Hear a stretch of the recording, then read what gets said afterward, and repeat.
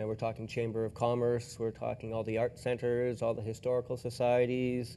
I won't bore you with the whole list, but there's a number of groups that obviously feel they're not getting the coverage they deserve, otherwise they wouldn't be putting money in our pockets. Right. So we've formed our own society, started producing programming, and at the point we're at now, the cities have all come aboard. Each city has given us $10,000 and are quite happy with what they're getting in return. And this last year, TELUS came on board, and they matched, they matched the funding provided by the cities. So they gave us money initially just to produce a pilot program, and then they gave us $25,000 to start conducting workshops. So we've actually conducted a series of workshops at the Port Moody Arts Centre last month. We're going to be doing a series at the Evergreen Cultural Centre next month. And we're still working out the details, but we hope to do a workshop in POCO in March sometime. And then once those are done, we'll go and redo them again throughout the course of the year. So while TELUS isn't actually conducting workshops, they're investing money to help us to run our own workshops and educate volunteers and produce programming. Do you guys have a studio out in Port Moody, or how does that? Not as such, because we're operating in about a $50,000 budget last year. That really was used to purchase equipment. So our studio is my basement. Well, I guess that's not our studio, that's our storage area. But when we go out and shoot interviews, we will do it at Place des Arts, we will do it at the Evergreen Cultural Centre. We kind of mobilely set up in various community centres and do our interviews throughout the day there. So are just you because trying it's too far to commute downtown to Vancouver. Are you trying to get a studio set up in one of these community centres? Is that? That would be our eventual goal, to get a studio, whether it's in one of the community centres or in our own facility. That will come. Right now we've managed to purchase over $100,000 worth of production gear, which, as you know, in production industry doesn't go very far, but it's got us 3 HD cameras, actually a 4th little HD camera for the newbies to be introduced to production, and we recently bought a TriCaster video switching system. So we're progressing, and eventually we hope to have studio space in our own community office as well. Very good. The one thing, Don, if I can add, what Jeff is talking about, the studio space, it's really important because you get a diverse group of people. You need physical space so that they can come in and have a coffee, so they're not rushing in and out and all they're doing there is working.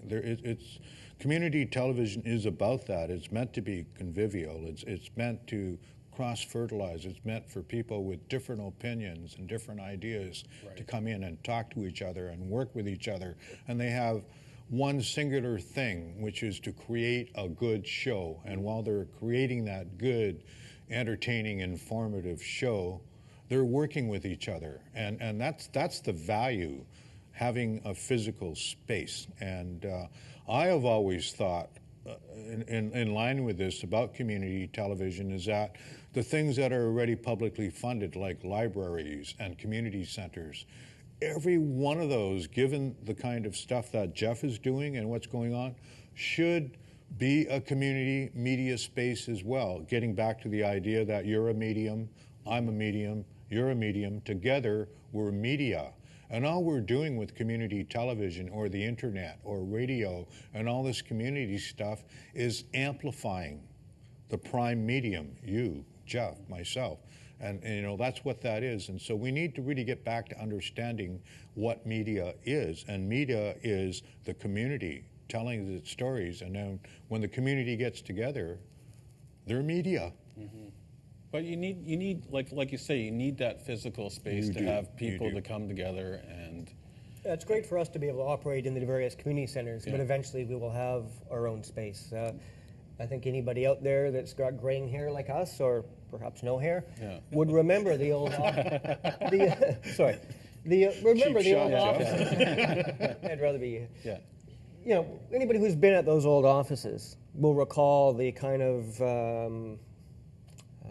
the energies that were gathered there. It wasn't just necessarily the production that happened there. It was people coming together, meeting, planning stories, planning the magazine shows on a monthly basis.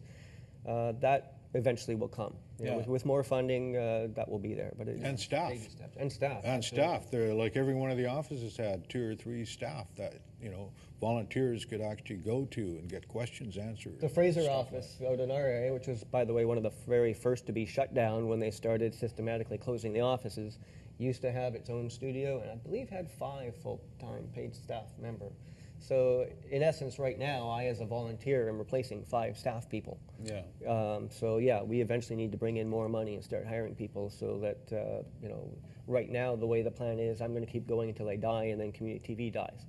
But we're growing, more people are coming on board. I would say over the course of the next 2 years, I'm planning to build something strong enough that I can step away and it's not going to So you don't fall want apart. to keep going when you're like in your 80s? Well, I'd like to, Yeah. but I think there has to be a succession plan of some Okay. sort, just in Okay. case. So that's what we're working towards at this point. And I just want to put this in perspective. You know, what you're doing out in the Tri-Cities, Jeff, is just so remarkable. It's such great work. And again, putting this in perspective, what ICTV has been done, ICTV has carried the spirit of community television since the shutdown. You remember that all community television was off the air. There was a belief that community television could be done by corporations, and they kicked actually all community-based. And now we're returning back, and I think the cable company management on the community television level is realizing they're going to get more eyeballs by the community actually putting on their friends and neighbors and getting more people participating and doing what community television should do, which is help community build. And Jeff is a supreme example of how he's gone. And this has been, what, a 10-year struggle now, right? More than easily. that. Yeah, more than 10 years. But There's a lot of talk about that cable companies shouldn't be producing cable community television at all. What do you think about that? Well, they should be distributing it. Yeah. Okay, that's what the channel is there for, distribution. The part I think you're talking about is on the cable bill, 2% of the basic package of the cable bill is collected by cable companies and sent to the government. Community television is a public trust. Right. It's publicly funded. And that 2% goes in and it's returned by the government to cable companies to manage and operate the cable channel. I believe that communities now are mature enough, community television, community-based groups are getting mature enough that cable companies should take a look at giving them a portion of that 2% public money that they get back to the community so that the community can decide and they can put studios where they need them. Instead of, I mean, my God, from what I understand, the only studio Shaw has is the one we're in now. That's to cover Metro Vancouver and Fraser Valley. My understanding, though, is TELUS and Novus, the other two competitor cable companies, they don't even have a studio. Yeah, why is that? Like, why doesn't TELUS have a community channel? Aren't they required by the CRTC to carry one, or do they not have enough they're required to do subscribers, or- training, Yeah. they're required to do all kinds of things. Unless you engage in the complaint process, Right. which is what Jeff and I have done, well, not Jeff, but I have done. You've made a couple of complaints too. I've made the occasional complaint. I'm more likely to go in front of the CRTC at a hearing and express my point of view rather than actually complaining about any particular situation. Certainly, I agree. You know, Sid has his angle of approach, and mine is a little more softer. Okay. I like to play ball and keep everybody happy. So Sid, you're more of a good. feather So you're good ruffler, I cop think, and but Sid's bad cop then. I think you could probably Okay. put it that way. Yeah, but I'm getting more huggable and lovable these days because I'm not as strident and, you know, I'm heading off into the sunset, so. Okay. I guess I'll have to start complaining more then. Well, this is why we're on here, getting more people to come out, you know, and we actually need the public to keep cable companies, you know, accountable. Right. You know, we've been trying to do that, you know, those that have known. But you have to understand, and this is what I really want the public to understand, over $120 million a year. $120 million a year, that's not chump change, goes to cable companies for producing and managing the third element, the legislated third element of our broadcast system. And I'd just like to ask everybody out there, are you getting your money's worth, or do you even know what's happening to this $120 million? Because a Senate committee in 2003 could not find out how cable companies were spending this money. They were frustrated and dismayed. I'm talking about a Parliament Senate committee in the Lincoln Report said this. And I don't think we're that much further now. 10 years down the road, that's $1 billion. $1 billion in public money gone. I can see how they'd be dismayed. They're frustrated and dismayed, Frustrated. like we are. Yeah. Well, there's a group called Cactus back east, and they're sort of advocating for a community access media fund. What do you think of that idea, where that money would, instead of going to the cable companies, would go to independent groups to offset their costs?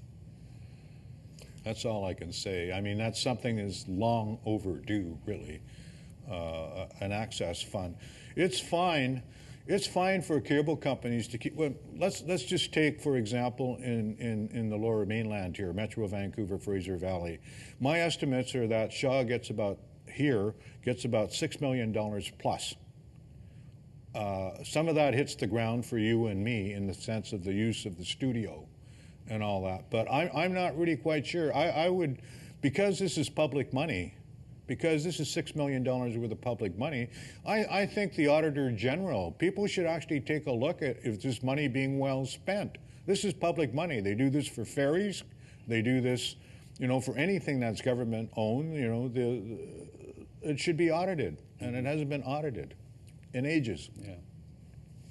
Kind of running out of time. I just want to know, if people wanted to get involved with Access Television, how do they get involved? Our email is access Right. at telus.net, and just email there and say you're interested. We have a good team. We meet once a month and And produce this is a in show. Vancouver, right? We should clarify Yeah, that. it should be in Vancouver. Yeah. Yeah. Okay. And how about you, Jeff? How do people get in touch with your... With us, again, online, you can check us out at tricitiescommunitytelevision.org. It's a Okay. good place to start. Check out our website. We have a YouTube channel.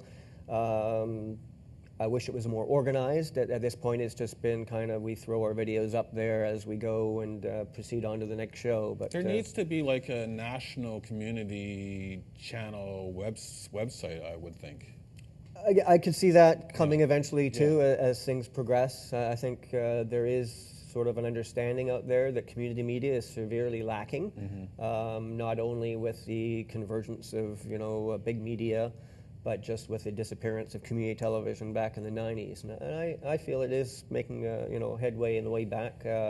Interestingly enough, for us in the Tri-Cities, the volunteers I have, the vast majority of them are people who have just approached me at events and said, I remember when there was a community TV out here, and I used to volunteer, and how can I get involved? Well, I'm getting the wrap signed, so I want to thank you two for coming out today and talking about community television, and I hope to have you back sometime.